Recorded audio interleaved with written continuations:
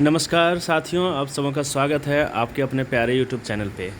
आज के इस वीडियो में मैं डिस्कस करने वाला हूँ बाल मनोविज्ञान के कुछ प्रश्नों को जो अक्सर एग्ज़ाम में पूछे जाते हैं और गलतियाँ आप कर देते हैं नहीं जानने की वजह से। तो चलिए आज के इस वीडियो को शुरू करते हैं। चैनल पे आप नए हैं तो सब्सक्राइब ज़रूर कर लेना। देखिए, पहला क्वेश्चन है, वह कौन सा स्थान है जहाँ बच्चे की संज्ञानात्मक विकास को सबसे बेहतर तरीके से परिभाषित किया जा सकता है। आपके चार ऑप्शन हैं: खेल का मैदान, विद्यालय एवं कक्षा पर्यावरण, सभागार, घर। ये सब प्रश्न बहुत ही इंपॉर्टेंट प्रश्न है, इनको जान लेना बेहद ज़रूरी है। तो देखिए, इसका सही आंसर हो जाएगा, आप देखें, विद्यालय एवं कक्षा पर्यावरण, जहाँ पे संज्ञानात्मक विकास हो सकता है। दूसरा नंबर प्रश्न है, मानव विकास किन दोनों के योगदान का परिणाम है? ठीक है, तो आप देखें इसका आंसर, मैं आंसर बता देता हूँ, कम समय में ये वीडियो समाप्त होगा। वंशक्रम एवं वातावरण जो है वो मानव विकास का मानव विकास के इन दोनों के योगदान का परिणाम है। चलिए, अगला क्वेश्चन है, निम्नलिखित में से कौन सा बुद्धि बच्चे के लक्षण नहीं है? तो आप इनको देख लें कि सबसे जो बुद्धिमान बच्चे के लक्षण नहीं है, वो है वह जो लंबे निबंधों को बहुत जल्दी रखने की क्षमता रखता है। अगला प्रश्न है, बच्चे दुनिया के बारे में अपने समाज का सृजन करते हैं, इसका श्रेय किसको जाता है? तो आप देख लें, पियाजे, जो बहुत ही इंपॉर्टेंट रोल प्ले करता है बाल मनोविज्ञान में। चलिए, ये बहुत ही इंपॉर्टेंट प्रश्न है, इनको जान लेना आपके लिए बेहद ज़रूरी है। परिवार एक साधन है अनौपचारिक शिक्षा का। ठीक है, परिवार जो है अनौपचारिक शिक्षा का एक साधन है। अगला है, अवधारणाओं का विकास मुख्य रूप से किसका हिस्सा है? तो बौद्धिक विकास। अवधारणा जो है ना, वो बौद्धिक विकास का हिस्सा है।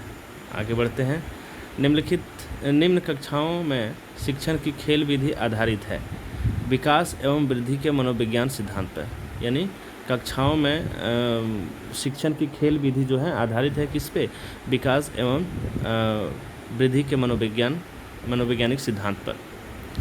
अगला है, निम्न में से कौन सी पूर्व बाल्यावस्था की विशेषता नहीं है? तो खेलने की अवस्था जो है वो पूर्व बाल्यावस्था की विशेषता नहीं है। बाकी जितने भी ऑप्शन हैं वो सभी हैं। बच्चों की रुचि बनाए रखने के लिए आप कौन सी विधि का चयन करेंगे? तो बच्चों की रुचि बनाए रखने के लिए बच्चों को स्वयं गतिविधि करने के लिए देंगे। वो स्वयं गतिविधि करेंगे तो वो सीख पाएंगे। मूल्यांकन किया जाना चाहिए, बच्चों को सीखने के स्तर का ज्ञान होता है। मूल्यांकन से ना बच्चों को सीखने के स्तर का ज्ञान होता है। आगे बढ़ते हैं, परामर्श का उद्देश्य है, ये सभी हैं, बच्चों को समझाना, बच्चों की कमियों का कारण पता लगाना, बच्चों को समायोजन में सहायता प्रदान करना, या उपरोक्त सभी, यानी सभी जो हैं परामर्श के उद्देश्य हैं। शिक्षा मनोविज्ञान की दृष्टि से निम्न में से कौन सा कथन सत्य है? तो ये कथन सत्य है। आप देखिए, बच्चे अपने ज्ञान का सृजन स्वयं करते हैं। जैसे पहले के प्रश्न में जो बताया गया था, परामर्श से भी बच्चे सीखते हैं और बच्चे जो हैं स्वयं सृजन करके सीखते हैं। अगला प्रश्न है, बच्चों में नैतिकता की स्थापना के लिए सर्वोत्तम मार्ग है? शिक्षक का आदर्श रूप में व्यवहार करना, ये बच्चों की जो नैतिकता है उसके स्थापना के लिए सर्वोच्च मार्ग है। शिक्षक एवं विद्यार्थी के मध्य संबंध होना चाहिए, सभी संबंध होना चाहिए, स्नेह का, विश्वास का, सम्मान का, यानी सभी संबंध होना चाहिए। एक अच्छा अध्यापक विद्यार्थियों के मध्य बढ़ावा देता है, क्या बढ़ावा देता है? सहयोग की भावना का। अध्यापक जो है ना, बच्चों के बीच में सहयोग की भावना को सबसे ज़्यादा बढ़ावा देता है। मानसिक रूप से स्वस्थ अध्यापक की विशेषता क्या है? जो टीचर मानसिक रूप से स्वस्थ हैं उसकी क्या विशेषता है? वह संवेदना रूप से संतुलित होते हैं, संवेदनात्मक रूप से संतुलित होते हैं। शिक्षा का अति महत्वपूर्ण उद्देश्य क्या है? बच्चे का सर्वांगीण विकास। ये बहुत ही इंपॉर्टेंट प्रश्न है, इन सब प्रश्नों को समझ लेना, ध्यान में रखना आपके लिए ज़रूरी है। बच्चे की बुद्धि लब्धि 90 से 110 के मध्य हो तो वो सामान्य बुद्धि के बालक होते हैं। यानी IQ लेवल जो है 90 से 110 के बीच में रहे तो वो सामान्य बुद्धि के लक्षण है। सतत एवं व्यापक मूल्यांकन शब्दावली का अर्थ है, तात्पर्य है क्या है? शैक्षिक एवं सह शैक्षिक क्षेत्र का मूल्यांकन। अगला प्रश्न है, दीक्षा द्वारा पूछे गए एक प्रश्न का उत्तर शिक्षक तत्काल नहीं दे सकता है। शिक्षक की प्रतिक्रिया क्या होनी चाहिए? शिक्षक की प्रतिक्रिया होनी चाहिए, शिक्षक द्वारा इस प्रश्न का सही उत्तर बाद में समझ कर देना चाहिए। बिल्कुल किसी प्रश्न का यदि शिक्षक नहीं जानते हैं या उनके दिमाग से उतर गया है तो उस प्रश्न और उसके उत्तर को बढ़िया से समझ लें, उसके बाद बच्चों के बीच में पेश करें। बच्चों की जिज्ञासा शांत करनी चाहिए तत्काल जब विद्यार्थी द्वारा जिज्ञासा की गई है। यानी जब बच्चे प्रश्न पूछते हैं उनकी जो जिज्ञासा है तो तत्काल उन्हें शांत करना चाहिए और वो जो आंसर है उसको दे करके। आप अनपढ़ माता पिता के बच्चों को अंग्रेजी सिखाना चाहते हैं तो क्या करेंगे? आप उसे मातृभाषा की सहायता से अंग्रेजी सिखाने का प्रयास करेंगे। बिल्कुल जिस भाषा में बच्चे बोलते हैं समझते हैं उस भाषा में दूसरे भाषाओं को समायोजित करके सिखाना चाहिए। अगला प्रश्न है, बच्चे के लिए निःशुल्क एवं अनिवार्य शिक्षा का अधिकार अधिनियम कितने वर्ष के बच्चों के लिए लागू है? तो ये 6 से 14 वर्ष के बच्चों के लिए लागू है अनिवार्य शिक्षा। शिक्षक को ज्ञान होना चाहिए क्या? अध्यापक विषय और बाल मनोविज्ञान का, यानी बाल मनोविज्ञान का शिक्षकों को ज्ञान होना चाहिए और अध्यापक विषय का। बच्चे के विकास को सिरस्थ सिद्धांत के अनुसार निम्न में से सत्य है क्या है? उपरोक्त में से कोई नहीं। यानी जितने भी होते हैं इसमें विकास सिर से पैर की ओर, विकास पैर से सिर की ओर, विकास मध्य भाग से परिधि की ओर, तो ये सब सिरस्थ सिद्धांत के अनुसार नहीं है।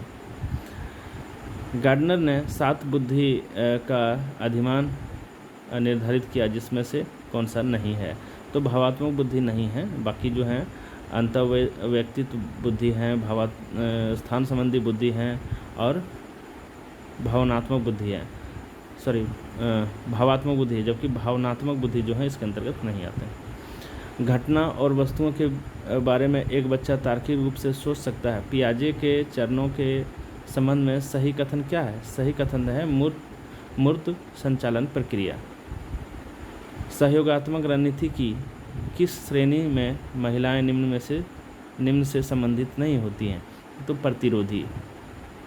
व्यक्तित्व विभिन्नता से मिलन के संबंध में एक अध्यापक की भूमिका होनी चाहिए। देखिए दोनों होनी चाहिए। कौन से? व्यक्ति के दृष्टिकोण, अभिरुचि और योग्यता को जानने का प्रयास, व्यक्ति आधारित पाठ्यक्रमों को उनकी आवश्यकता के अनुसार समझने की कोशिश। अगला प्रश्न है, विद्यालय क्षेत्र में रचनात्मक निर्धारकों को जानने के लिए इनमें से कौन सा उपागम नहीं है? तो बहुविकल्पीय उपागम नहीं है, बाकी सब कोई हैं। आपकी कक्षा में कुछ छात्र अति मेधावी हैं, आप उन्हें किस तरह पढ़ाएंगे? मतलब बहुत ज़्यादा तेज़ हैं तो उन्हें समृद्धिकरण कार्यक्रमों के द्वारा पढ़ाएंगे। नैदानिक परीक्षा का मुख्य उद्देश्य क्या है? तो नैदानिक परीक्षा का मुख्य उद्देश्य है अकादमिक घटनाओं के कारणों का पता लगाना। निचली कक्षाओं में शिक्षण की खेल पद्धति मूल रूप से आधारित होती है, विकास एवं वृद्धि के मनोवैज्ञानिक सिद्धांतों पर आधारित होती है। पृथक समजातीय समूहों के व्यक्तियों के प्रति बच्चों की अभिव्यक्ति साधारणतः आधारित होती है किस पे? उनके अभिभावकों की अभिवृत्ति पर। प्राथमिक विद्यालय के बालकों के लिए निम्न में से किसे बेहतर मानते हैं? तो स्वयं के द्वारा किया गया अनुभव जो है सबसे बेहतर माना जाता है। विद्यार्थियों के अच्छे मानसिक स्वास्थ्य को बनाए रखने के लिए निम्न में से कौन सा तरीका सबसे अधिक महत्वपूर्ण है? तो अध्यापक की भूमिका एवं विद्यालयी वातावरण जो है ना वो बच्चों के मानसिक स्वास्थ्य को बनाए रखने की अति उत्तम है। विद्यार्थियों को विद्यालय में खेलना क्यों उचित है? क्योंकि यह सहयोग एवं शारीरिक संतुलन का विकास करेगा, यानी पढ़ाई के साथ साथ सहयोग और शारीरिक संतुलन का विकास करेगा। जिस प्रक्रिया में व्यक्ति दूसरों के परिवार को देखकर सीखता है, ना कि प्रत्यक्ष अनुभव से, उसको कहा जाता है, क्या कहा जाता है? सामाजिक अधिगम। जी हाँ, जो समाज में दूसरे परिवारों से सीखते हैं। एक शिक्षक विद्यार्थियों में सामाजिक मूल्यों को विकसित कर सकता है आदर्श रूप से बर्ताव करके। कौन सा सिद्धांत व्यक्त करता है कि मानव मस्तिष्क एक बर्फ की चट्टान के समान न जो कि अधिकांश छिपी रहती हैं, उनमें चेतन के 3 स्तर होते हैं? तो मनोविश्लेषणात्मक सिद्धांत। मन का मानचित्र संबंधित है किससे? मन की क्रियाशीलता पर अनुसंधान से। छोटे शिक्षार्थियों में निम्नलिखित में से कौन सा लक्षण कठिन कठिनाई का नहीं है? तो पठन गति जो है और प्रभाव में कठिनाइयाँ जो है पठन कठिनाई का नहीं है। भारतीय समाज की बहुभाषी विशेषता को डैश देखा जाना चाहिए क्या? विद्यालय जीवन को समृद्ध बनाने के संसाधन के रूप में। ठीक है, समाज को एक शिक्षक को साधन संपन्न होना चाहिए। इसका अर्थ है क्या? कि उन्हें अपने विद्यार्थियों की समस्याओं को हल करने का पर्याप्त ज्ञान होना चाहिए। ये साधन संपन्न होना चाहिए एक शिक्षक में। व्यक्तिगत शिक्षार्थी एक दूसरे से किसमें भिन्न होते हैं? तो विकास की दर में जो है व्यक्तिगत शिक्षार्थी एक दूसरे से भिन्न होते हैं। सतत एवं व्यापक मूल्यांकन में व्यापक मूल्यांकन शब्दावली का तात्पर्य क्या है? शैक्षिक एवं शैक्षिक क्षेत्र का मूल्य, यानी उसके पढ़ाई लिखाई से, यानी क्या कहें कि आप संपूर्ण विकास से संबंधित। मूल्यांकन का उद्देश्य है क्या है? उत्पादन जीवन जीने के लिए शिक्षा किस सीमा तक तैयार कर पाई है को पुष्टि पोषण प्रदान करना। कक्षा में विद्यार्थियों की रुचि बनाए रखने के लिए एक शिक्षक को उचित प्रश्न पूछना चाहिए। जी हाँ। दबाव को कम करने एवं परीक्षाओं में सफलता के लिए आवश्यक है क्या? कम अवधि की परीक्षाओं में अंतरण। और लास्ट प्रश्न देते हैं, विवेचनात्मक शिक्षा शास्त्र का यह दृढ़ विश्वास है कि शिक्षार्थियों के अनुभव और प्रत्याक्षण महत्वपूर्ण होते हैं। तो ये 50 प्रश्न ऐसे थे जो कि परीक्षाओं में पूछे जाते हैं। तो इन प्रश्नों को आप कर लें तो आपके लिए बेहतर होगा। So thanks for watching, wait for the next video.